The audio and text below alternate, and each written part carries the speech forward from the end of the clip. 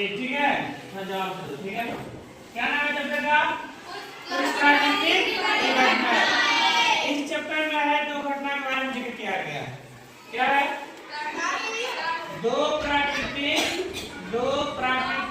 है ना, दो प्राकृतिक घटनाओं के बारे में क्या किया गया है? चर्चा किया गया है। घटनाओं के बारे में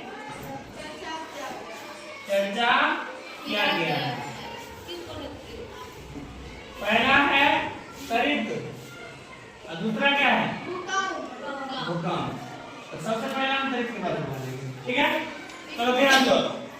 त्वरित क्या है? त्वरित क्या है? आकाशीय बिजली वायुमंडल में बादलों के बीच या बादलों और पृथ्वी के बीच होने वाले प्रचंड स्थिर विलुप्त स्टार्ट है ना, जो चमकते रहता है आसमान में बिजली की तरह, वही क्या है? त्वरित है। ये खास ये वाला जो घटना होता है ना, कब होता है? खास करके बरसात के मौसम में। ठीक है ना, इस बात को ध्यान रखना है।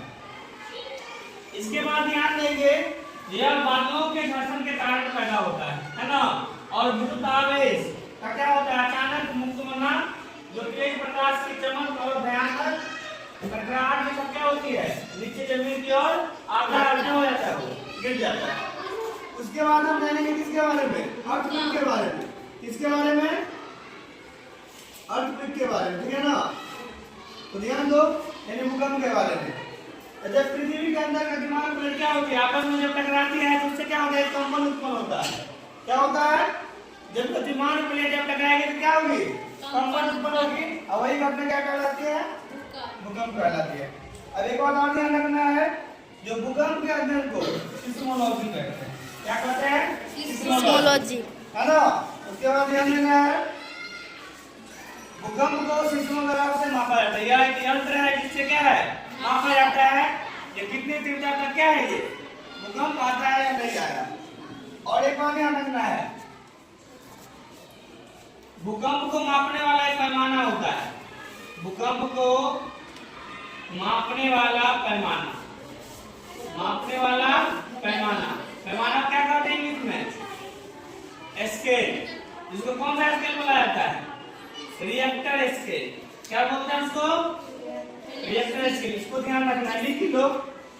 तो भूकंप को मापने वाले पैमाना क्या कहा जाता है? तो रिएक्टर स्केल कहा जाता है।